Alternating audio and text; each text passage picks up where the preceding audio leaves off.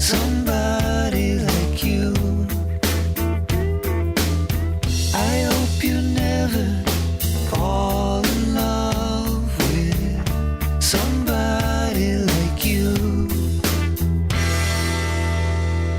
We have every single song from Tom Petty, whether it's solo or along with the Heartbreakers, his entire catalog here at this radio station. Straight up at 11 o'clock. Welcome to the Mornings with Ed show on the all-new Voice of Laguna. Delighted that you're with us wherever you happen to be listening from. First of all, welcome, and we hope it's an equally beautiful day for you as it is for us here. I have been looking forward to this conversation since the last time we spoke. Chris Regan is the Assistant General Manager at the Laguna Beach County Water District, and I can ask him anything about anything, and he's got an answer for it. Always a great conversation.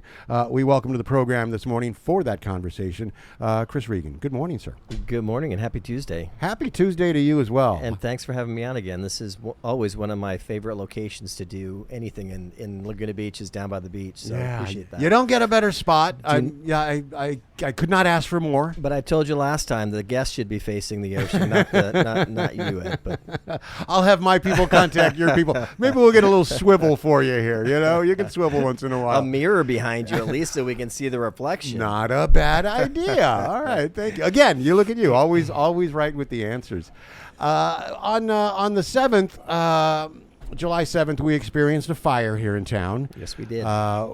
Great resources from all over Orange County. We got a lot of help, a lot of assistance, and I think that the save, if you will, came from the fact that we have the HeloPods. Yeah. And the helicopters were able to refill. Tell us your thoughts on that day and what we saw. Definitely. I mean, it was certainly the cards were in our favor that day. The weather, we had done a lot of preparation, not just the water district, but of course the fire department, the city, residents, the goats. But yeah, we've added 2 helihydrants up on our hills.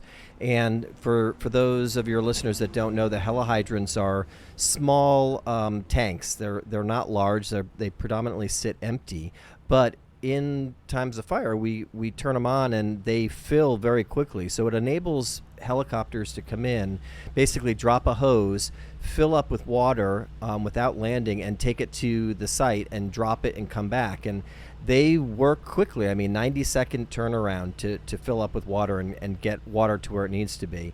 It's great having that source so close. Typically, they're flying somewhere else to get that water. Having them be able to connect without having to land or scoop was really a lifesaver. And again, that's credit to the city, the fire department, the water district, all of these local organizations, your government working together to try to mitigate these fires and get them out as quickly as we can. It seemed like that day we did experience a perfect synergy of everyone working together. And you mentioned that for the most part they sit empty and then they can be refilled. The purpose behind them sitting empty? It's basically just specifically for firefighting. So we don't want water up there. It's an open tank. I mean, I guess you could look at it as a large empty hot tub. I think they're about 5,000 gallons each. Right. But we don't want water sitting in there. And we can fill them up so quickly. One of them, which is in North Laguna at our Zitnik Reservoir, we're able to control right from the district. So when an issue happens, we're able to turn it on. It fills up very quickly. Once the fire is over, we do some maintenance on it. It empties out. We check it, of course, regularly to make sure it's always there and ready to go. But the good thing is it's uncovered, of course, because you've got a helicopter coming in and dropping a hose. So we don't want to have standing water in there. Okay, that makes perfect sense. And I complained to you about the mosquitoes earlier. So yeah, no mosquitoes up there. I get it. Thank you very much. So for sure, that definitely gives us water, a local water source. Where one of the things we're looking at is the possibility of another one maybe further south. Right. But it's a great resource to have. And when you're fighting a fire, you want water there as quickly as possible. Right. It gives us another alternative than just the fire department hooking up to hydrants. Right. And the one further south that we've all got our eye on, is there a specific location? Not yet. We try to find a location that's close to our water system. We want to connect it to the water system so that we can basically turn it on and turn it off when we need to. Right. But it's, we're kind of looking to see, we're not the only agency in Orange County that has these. Mm-hmm. So making sure that we're not, anytime there's a fire, we all pitch together. So let's say South Coast had something in their service area. They would, of course, allow us to use there. So we're just kind of looking for those spots. It has to be conducive to allow helicopters to come in. Right. There can't be power lines around, those types of things. So it's really just kind of looking to see where the sweet spot is for it. Okay. I want to look ahead to 2029. 2029 is when we're looking for completion of the Doheny Ocean Desalination Project. That's on your desk every day, moving forward on that? It is. I mean, this is something that we've signed into the first phase of it. We're now in the process where we're going to get within the next year. We'll have an exact dollar amount of what that water is going to cost us, and it gives us the ability then to decide, is it worth it for the water district to continue. We think it is. It's a local supply. You may remember up until a few years ago, we were 100% dependent on imported water, not a place to be. Right. All of our water at the time came from River. Colorado, correct, Right. and Northern California. Right. Two major projects that we're working on that are going to bring us that local supply is the Doheny desal. We've, much credit to South Coast Water District that's been really pushing this, and luckily invited us and a few other agencies to join them in a partnership with this project. Mm-hmm. Another project that we've got on the books is we're working with Newport Beach to drill a well up in the Santa Ana Basin. Right. We do have water rights in that basin, but currently we don't have a well of our own. So this will give us a shared well with Newport Beach, which will allow us to get those water rights and bring it down into Laguna. You were at our 100th anniversary event. You know that our originally we were taking water from that basin initially. Mm-hmm. So it's good to go back into that. The beauty about groundwater is it's cheaper. It's much cheaper than imported, and of course it's much cheaper than desal, and it's a local supply. So if something happens to our imported supply, our goal is to have a fallback with groundwater and then also have a fallback with desal water. Okay. And we've partnered not just with South Coast Water District, but also Eastern Municipal Water. Correct. So currently right now it's the Laguna Beach County Water District, us, South Coast and Eastern. It's a 5 MGD plant. The district is planning on taking 1 million. I think Eastern is taking 1 million. And right now South Coast is picking up the rest. We are hoping to get additional partners on board to of course keep the cost down. But it's looks like it's going ahead. Again, much credit goes to South Coast. They've secured over $40 million in grants to build this project, and it does bring a local supply to South Orange County, which is much needed. Now, the board approved a cost share agreement with both of those other water municipalities, contingent on that they're both still in. Well, kind of. Okay. What we've done right now is the board has approved basically to go through what we're calling phase 1, phase A, which is to get us an actual final cost on what we're looking at per acre foot and the cost of the plant. At that point, then we will decide, do we want to proceed? Is it worthwhile for us? Does it make sense dollar-wise for our residents? Right. South Coast is really wanting to do this. So they're, I think what's going to happen is once the plant plant gets further along, we'll have more people coming in. It's the interesting thing is Eastern Municipal is certainly not a local water district. They're in East Riverside County. So South Coast has been working to figure out, okay, you don't have to be taking the physical water. You can figure out a way where you're trading water, where you're buying into the desal plant, but maybe you're saying, okay, well, we're going to exchange water in order to make that work. Eastern is certainly not going to build a pipe from here to there. So that, I think, is going to attract other people to come on board. Because the idea is to start with a 5 MGD plant, but then to to make it larger, right? Right. We have the ability to make it larger. But people are always gun shy in the beginning. Right. We're lucky that our board has gotten behind it and has decided, yes, with everything that South Coast has done, that this seems like financially and also for reliability, this is a good thing for Laguna Beach residents. Right. So the target of 2029 and seems aggressive. It seems like it seems like an aggressive target here in 2025, even though 4 years is an incredibly long time for some people. For this, it's not. Are we already a little behind? I wouldn't say that we're behind. I mean, we've been looking at desal at the Doheny site for years and years and years. The district was involved. There were 5 agencies initially, and I want to say that was probably 15 years ago. And again, we were 100% imported. We were looking at desal as a local supply, but we were able to reestablish our groundwater rights, which gave us 2,000 acre feet in the basin. That's 2/3 of our use. So at the time, we thought, okay, we really don't need to look at desal anymore because our usage is covered.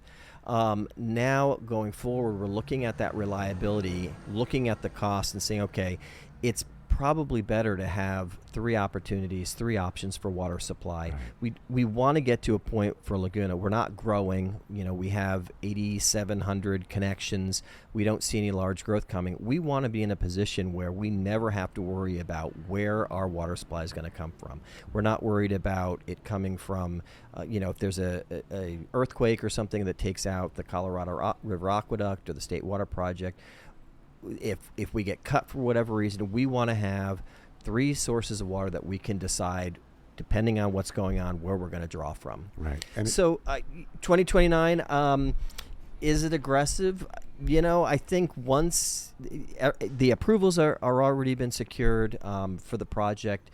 Again, we're trying to get a design build concept going. Once that's done, really the design of the plan will be done, and we'll be able to move forward and break ground. So I don't know whether it's aggressive. I think a lot of us in the water industry are that are part of the project are saying, let's go, let's keep it going. Right. And I think it's a fair target date. Yeah. Are we figuring in, let's say, 4 consecutive years of drought? Is that figured into the plan? It's I wish I could answer that. If I had my crystal ball, we go from year to year, and I keep thinking, I've been through so many droughts. It'd be nice to have a couple of years where we're not seeing, where we're not having to go back into mandatory rationing. Right. I would think that if the target is met for 2029, where 2025, typically we start seeing where we're not getting a lot of rain, so it might be a warning. I would say 2 years, 2.5 years. If all of a sudden we were to stop getting water today, we probably have 2.5 years, 3 years to go before really we'd start looking at mandatory. Every year changes. Right. So I think it would be coming online right about the same time. Again, if we're talking about desal and we're looking at 2029, for the district, we're also looking at our well, and that's going to come on much sooner. So that's going to give us, again, 2/3 of our supply, which is going to help us. I when I first started working here, I used to worry about drought because it was no one wants to conserve water. Right. But this community is so great.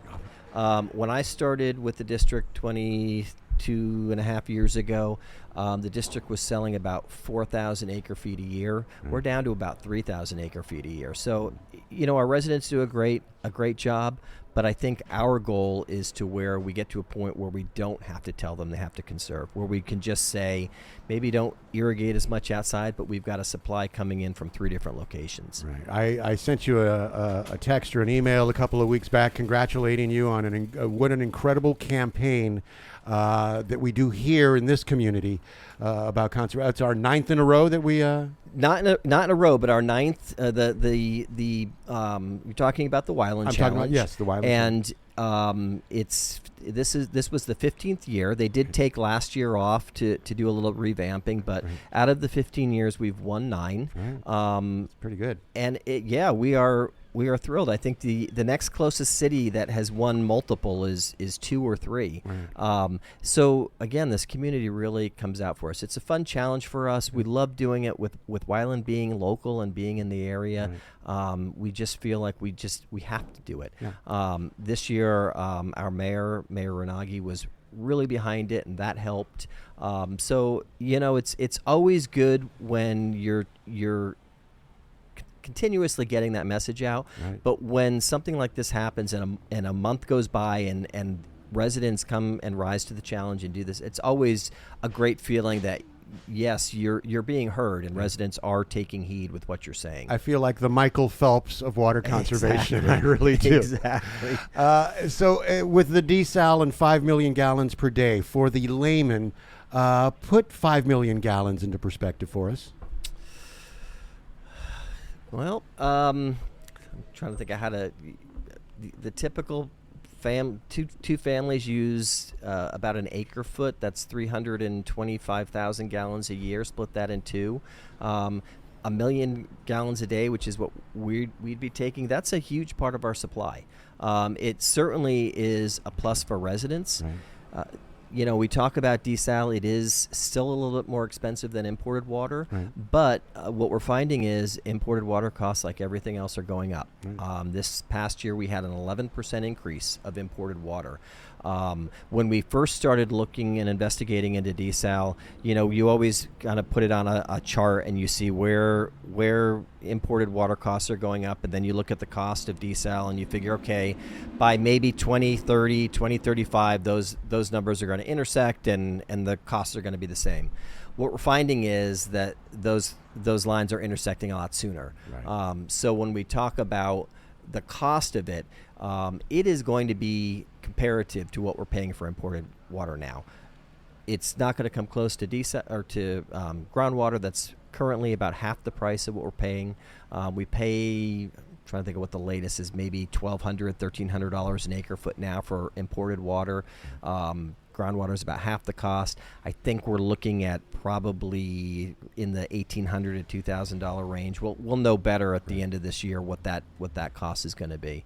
The important thing about both of these projects is they're going to be spread out over the next 30 years. So it's not this group of residents that are paying for these 2 projects. These are projects that are going to be spread over the cost of rates over the next 30 years. Okay.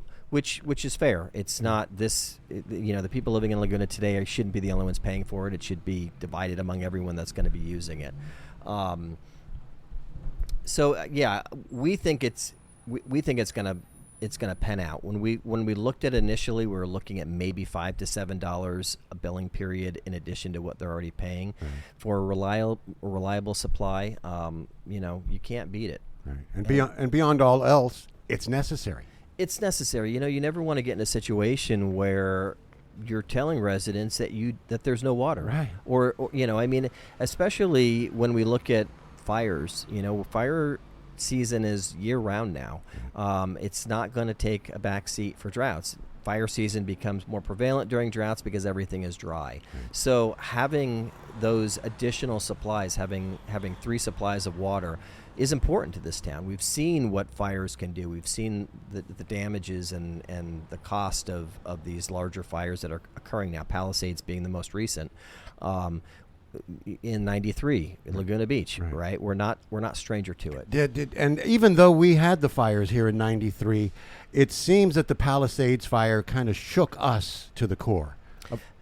Yeah, I think every time there's a major event like that, after the 93 fire, we learned a lot. We learned there were a lot of things that we had to do.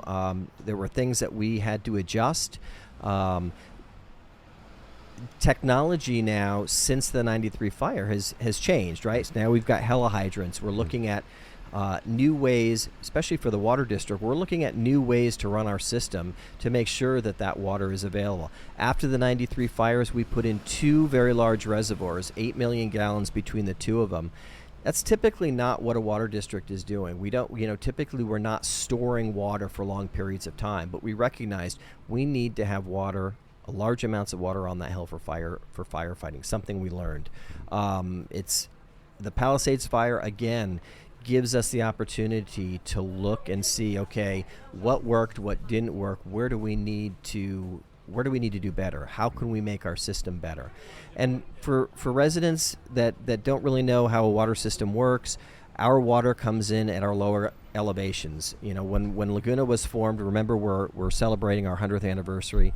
When Laguna Beach was formed, all of the homes were down at sea level. As we grew, right, then we build up into the hills, we take our water system up into the hills. So really, when you think about water in Laguna, everything gets pumped from our lower elevation up to the higher elevations. That creates a problem when there's a lot of demand, right? If there's a break in the system, typically what happens, we're pumping water up the hill and it's gravity fed down. Having a way to get water to the top of that hill without having to go through all of our pumping stations is something that we're looking at now, a direct line that goes up to fill our larger reservoirs. These are the things that the Palisades fire has kind of brought, not just to the water district, but the fire department. The city is looking at different things, lessons that we can learn. We're getting more goats in town to clear brush. Again, we're not a city that looks and says, okay, well, that'll never happen here. We know it will. It's as Mayor Renagi says, it's not a matter of if, it's a matter of when. So what's great is to see all of these organizations, these government bodies coming together to figure out how we can all work together to mitigate as much as we can. As part of the multi-jurisdictional hazard mitigation plan, do we foresee, is there red tape that wouldn't happen otherwise? You know, I think the biggest challenge is money. I mean, there's always great ideas. We can sit here and say, yeah, we know for the water district, and I'll speak on our behalf. Right. We know that if we can get water up to those two larger tanks, possibly a third tank in the future, if we can get water directly up there, from our main line coming in through Laguna Canyon, and not have to go through our entire system starting from PCH and pushing it uphill, we know that that's going to be a plus for us. We know that no matter what happens in the lower elevations, if there's a hydrant left open, if there's a broken whatever, that we still have pressure in the system to keep fighting fire. The problem with that is it costs money. Right. And when you look at our district, we have a pretty robust system, 22 reservoirs, we have 14 pumping stations. Because of our topography, every hill, really, we're pumping up and gravity feeding down. So every hill in Laguna has a reservoir or a tank up there that we pump water to. And so this system is being funded by 8,700 connections. Right. That's it. So whenever we look at major things like that, we have to figure out, are there grants available for us? Is there money resource available? Or how do we stretch that to where we can afford it and it's not creating this huge spike in our rates? The district, we used to say we were proud to say that we were debt free. We took out an initial $600,000 bond in 1926 to build our system. Everything else up to that point, thanks to good investments, thanks to property sales that we had when we sold our property in Huntington Beach, we had oil leases that we were able to sell from that property. Because of that income coming in, we were able to fund capital improvements, all of our system. Right. That's changed. So we just recently went out and took out a $10 million bond to fund some of these larger projects because we can't. It's impossible to have just the 8,700 customers here pay for some of this infrastructure. Right. We're not able to put in an entire water system for $600,000 anymore, right? We're looking at the Doheny, and that plant alone is $130 million, I think. Right. Our groundwater well, we're looking at maybe $5 to $10 million to do that. Water supply projects aren't cheap. The beauty of them is they last. When we talk about our facilities, if there's proper maintenance and upkeep, we've got facilities like our Oak Street pumping station, built in 1926, still in operation today. When we do planning for water, we're looking not 10 years, we're looking 50 years, we're looking 100 years out. So it is tough for us, and I think that's for all of us that are sitting at that table figuring out how to mitigate these wildfires. the bottom line, it comes down to how we're going to fund some of these things: undergrounding, helihydrants, all of these types of things. And we look at it and say, okay, there's low hanging fruit. Have we gotten it? How are we going to figure out funding for the larger projects that are going to protect us? Brings me right to the next question. What is the lifespan of a pumping station and something that was built in the 20s or 30s or 40s? Well, I mean, if it's maintained, as I said, our Temple Hills, or our Oak Street pump station, which is next to the Catholic Church, that was built in 1926. Right. Things change, technology gets better, so we add to it. Back in the day, nothing was controlled remotely. We do that now. Right. We might have to change out pumps. We might have to get bigger pumps because we're trying to pump more water uphill. But even our reservoirs, again, they're not storing water for long periods of time. We fill it up, it gets used. We fill it up, it gets used on a daily basis. We have a maintenance program where we go around to every one of our reservoirs periodically. We get divers to go in to look at the structure to make sure everything is sound, right. and we make repairs, just like owning a house, Right. right? You've got to do the maintenance on the house or it's going to fall apart. Are there federal grants that we could take advantage of? Yes. Or access? I mean, depending on the administration and what's going on. Right. We did get a grant for cybersecurity. That's another huge issue that we're facing right now, are cyber threats. Right. We got a grant for to shore up our cybersecurity. Right prior to the new administration. The new administration came in. That was put on hold. It's back again. Okay. So it kind of depends, and it just depends on what's getting done. Right. In California, because of the wildfire, because we know it's important, I think there are more opportunities for us to look at grants. Okay. But again, we're stretching that money between a lot of different agencies Right. that are all trying to get the same money from the same pot. Right. So it becomes challenging. Okay. You mentioned Mayor Renagi a couple of minutes ago, and when I had him on last week, he said a buzz phrase that got all of the listeners and that got their attention: wastewater into drinking water. Mm-hmm. Is that the same process as desal? It is. And really, the laws have changed recently. Of course, before it was you could only treat wastewater to a certain degree. Mm-hmm. You could only use it for landscaping. Then it became where you could treat it, but you had to put it back in the ground and let it sit in the ground for 6 to 8 months, and then you brought it back out of the ground and you treated it again. So you were double treating it. There's some new regulations that now allow us to do direct potable. So basically, you treat it and you can put it right into the water system. Okay. Always good if you've got the flow to do that, and it's something that I think is important. A lot of, we've always been asked, why don't we do recycled water in Laguna Beach? And at the time, when we talk about recycled water,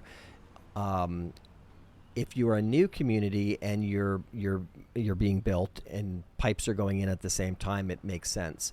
When we talk about Laguna Beach, which is an established community, in order for us to do a recycled water, we're talking about digging up every street from the plant to where we need to get that water to.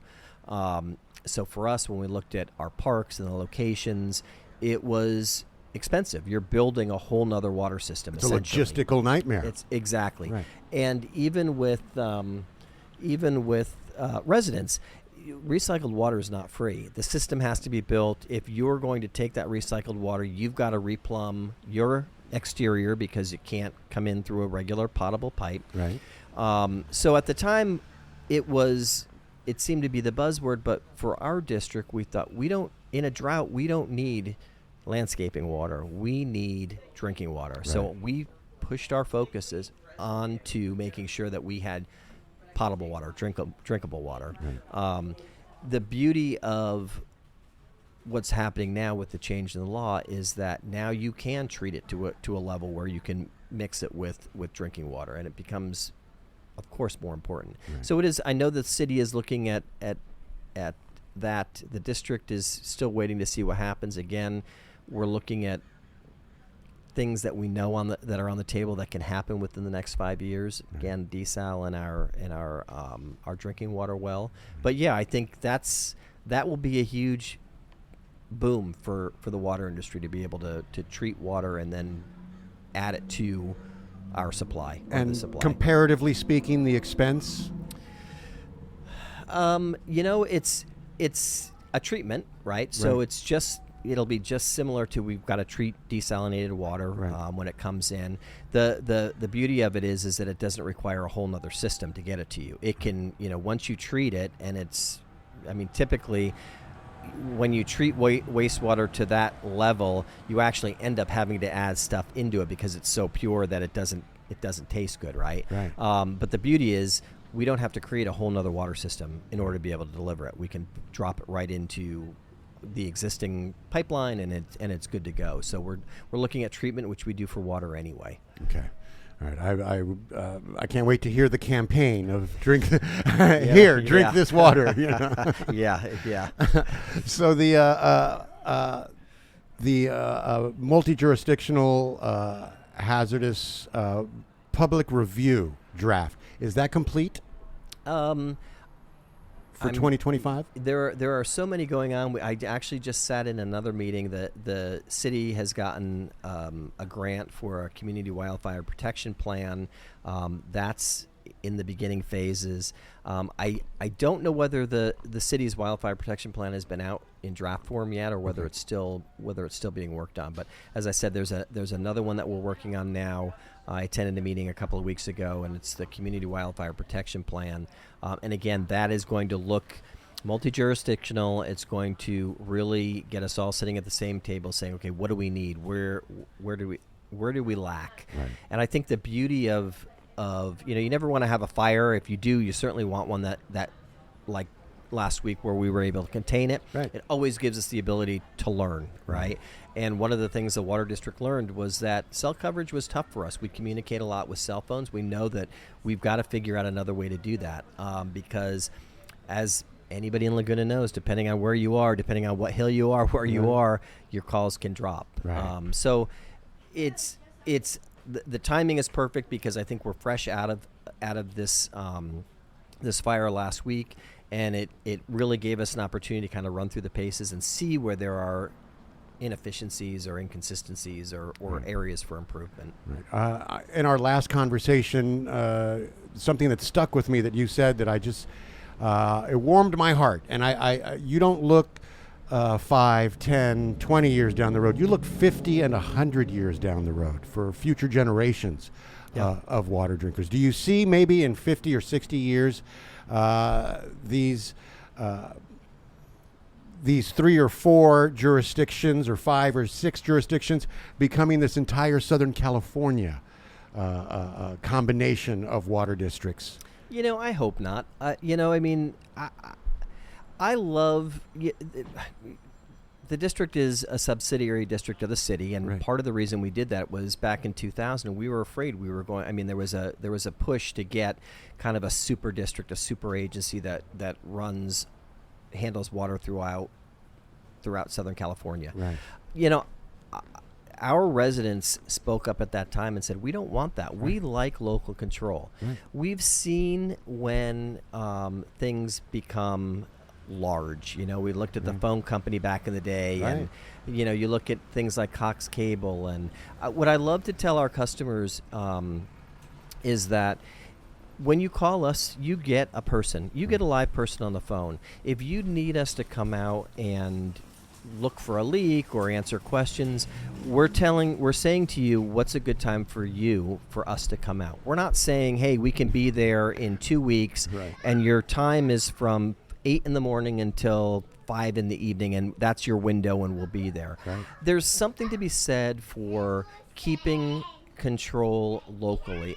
I think especially for water, especially for fire, you want to be able to go in and talk to those people that are servicing those utilities, that and you don't want runaround. And what I love about working for this district is that I look at us as boutique. We're not growing any larger. There's not going to be huge development coming into Laguna. We're able to cater to those 8,700 customers.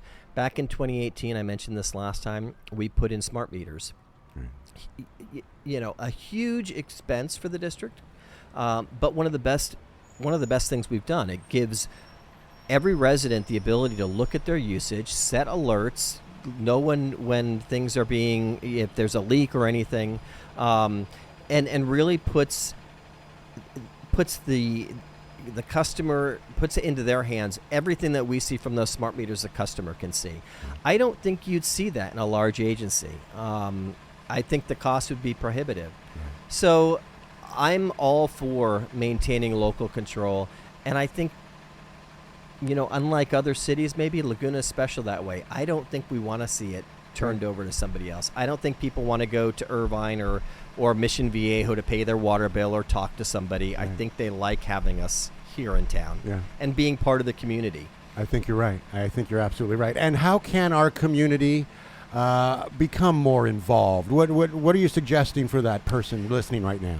I did another program a couple weeks ago, and the talk was the mystique of the water district. And I look at that as a positive thing. If people aren't banging down our doors, then it means we're doing what we're supposed to be doing. Right. We're providing water. There's not a problem.